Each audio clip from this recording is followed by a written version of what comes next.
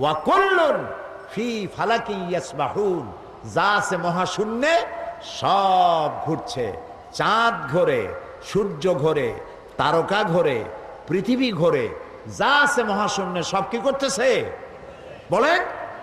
সব ঘুরতেছে, ঘূর্ণয়মান, সব গতিশীল। কারো সাথে কারো সংঘর্ষ হয় না। এই যে সংঘর্ষ হয় না, এখানে কার আইন কার্যকর? আমাদের দেশে এই যে চট্টগ্রাম বাণিজ্যিক রাজধানী, কমার্শিয়াল ক্যাপিটাল, এই কমার্শিয়াল ক্যাপিটালকে, এই বাণিজ্যিক রাজধানীকে নিয়ন্ত্রণ করার জন্য ট্রাফিক আইন আছে। এখানে গাড়ি ঘোড়া সব চলাফেরা করছে, এটাকে নিয়ন্ত্রণ করার জন্য ট্রাফিক ল আছে, এটার জন্য সিগন্যাল লাইট আছে, এটার জন্য ট্রাফিক পুলিশ আছে। এত সত্ত্বেও অ্যাক্সিডেন্ট হচ্ছে নাকি চট্টগ্রামে হয় না? ঢাকায়, সিলেটে, সারা বাংলাদেশ, সারা পৃথিবী অ্যাক্সিডেন্ট হচ্ছে। তাহলে এত কিছু ব্যবস্থাপনা থাকতেও অ্যাক্সিডেন্ট হয়। এবার আকাশের দিকে তাকান তো, ওখানে কোনো ট্রাফিক পুলিশ আছে? সিগন্যাল লাইট আছে? অ্যাক্সিডেন্ট হয়? কেন হয় না? আল্লাহর আইন মানতেছে। সুবহানাল্লাহ বলবেন না? আল্লাহর আইন মানতেছে।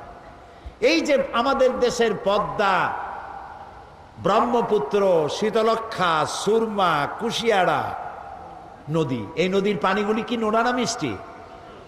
মিষ্টি পানি, আন্দাজে কয় নোনা। আচ্ছা, এই মিষ্টি পানিগুলি জোয়ারের টানে বঙ্গোপসাগরে যায়, বঙ্গোপসাগরের পানি নোনা না মিষ্টি? নোনা।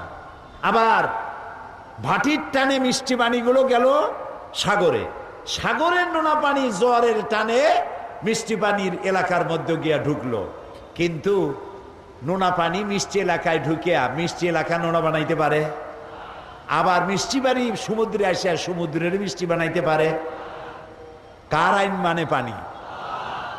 আল্লাহ রাব্বুল আলামিন বলেন, মারাজাল বাহরাইনি ইয়ালতাকিয়ান বাইনাহুমা বারযাখুন লা ইয়াবগিয়ান।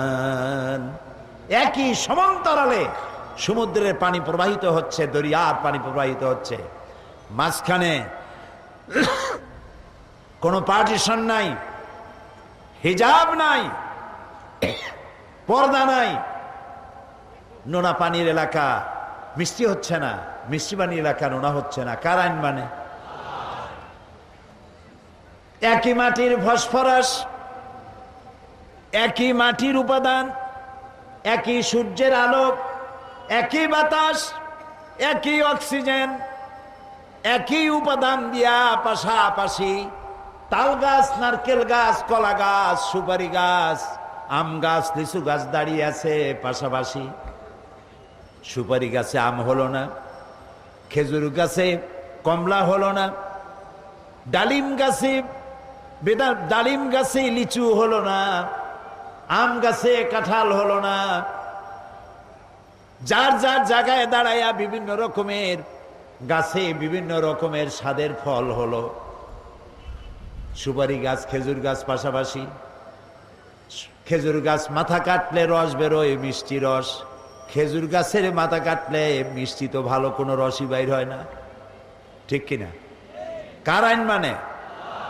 আল্লাহ রাব্বুল আলামিন বলেন, ওয়ালান তাজিদা লিসুন্নাতিল্লাহি তাহওয়িলা, ওয়ালান তাজিদা লিসুন্নাতিল্লাহি তাবদীলা। আমার প্রকৃতির আইন, কানুনে ফিতরাতের ভেতরে কোনো পরিবর্তন তোমরা দেখতে পাবে না। এখানে আল্লাহ তাআলার যে আইন, সে আইন অনুযায়ী আল্লাহ তাআলা পরিচালিত হচ্ছে গোটা বিশ্ব চরাচর। কোনো পরিবর্তন এখানে নাই। সুতরাং এই আইন হলো প্রকৃতির জন্য, সে আইন তারা মানতে বাধ্য, তারা আইন অমান্য করে না। কিন্তু মানুষকে আল্লাহ আইন মানতে, ওরা আইন মানতে বাধ্য, কিন্তু মানুষকে আল্লাহ তাআলা আইন মানতে বাধ্য করেন নাই। সুবহানাল্লাহ বলেন। গোটা বিশ্ব আল্লাহর আইন মানবে। চন্দ্র কোনোদিন আল্লাহর হুকুম ছাড়া, সূর্য আল্লাহর হুকুম ছাড়া কোনোদিন পশ্চিম দিক থেকে উদিত হবে না কিয়ামতের আগে। এটা ঠিক কিনা? সুতরাং এই আইনগুলি তাদের উপরে অবধারিত, সেই অবধারিত আইনগুলি তারা মেনে চলছে সঠিকভাবে।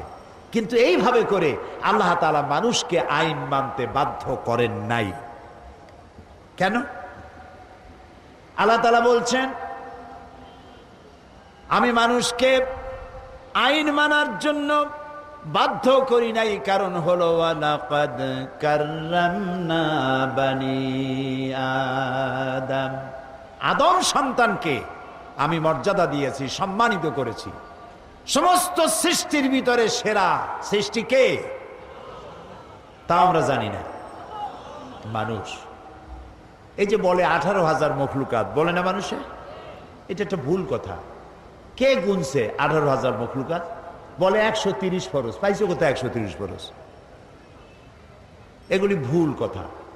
মখলুকাত কত, আল্লাহ কত সৃষ্টি করেছেন, পৃথিবীর সমস্ত বিজ্ঞানীরা আজও গুণে শেষ করতে পারে নাই।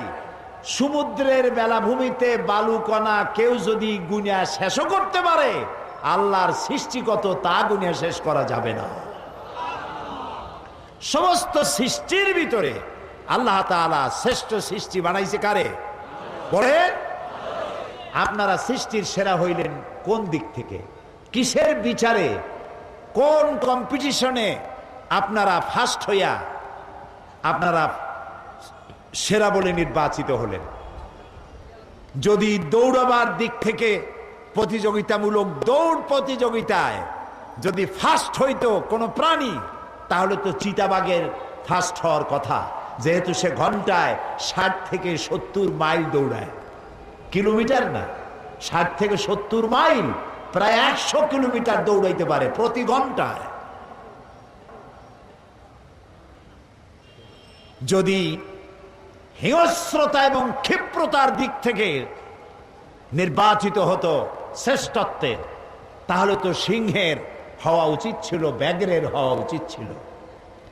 যদি সাঁতারের দিক থেকে শ্রেষ্ঠত্বের নির্বাচিত হতো, তাহলে তো মাছের হওয়া উচিত ছিল। ওড়ার দিক থেকে যদি হতো, তাহলে তো পাখির হওয়া উচিত ছিল। কোন বিচারে মানুষ সৃষ্টির সেরা হলো বলেন তো দেখি? মাশাআল্লাহ। যারা বুঝেছেন তারা বলেছেন, আবার যারা বোঝে না, আমি একথা মনে করি না যে এই মাহফিলে যারা আসছে তারা বোঝে না। বোঝে, কিন্তু একটু বুদ্ধি শুদ্ধি ভালো রাখে। তারা একটু, যারা বেশি বোঝেন বলে ফেলেছেন, আর যারা তার থেকে বেশি বোঝেন তারা মনে করেছেন কোন জবাব দিয়ে কোন জ্বালা, তার থেকে চুপ করে থাকাই বেটার। মানুষকে আল্লাহ তাআলা জ্ঞানের জন্য শ্রেষ্ঠ করেছেন। সুবহানাল্লাহ। আপনি কি লক্ষ্য করেছেন, গাভীর পেট থেকে বাচ্চাটা পড়লো, ছাগলের পেট থেকে বাচ্চাটা পড়লো, পড়িয়া দাঁড়ায়, দাঁড়ায় পড়ে যায়, দাঁড়ায় পড়ে যায়, এরপরে দৌড় মারে। সুবহানাল্লাহ। কিন্তু একটা মানুষের বাচ্চা, ওর দাঁড়াইতে দৌড়াইতে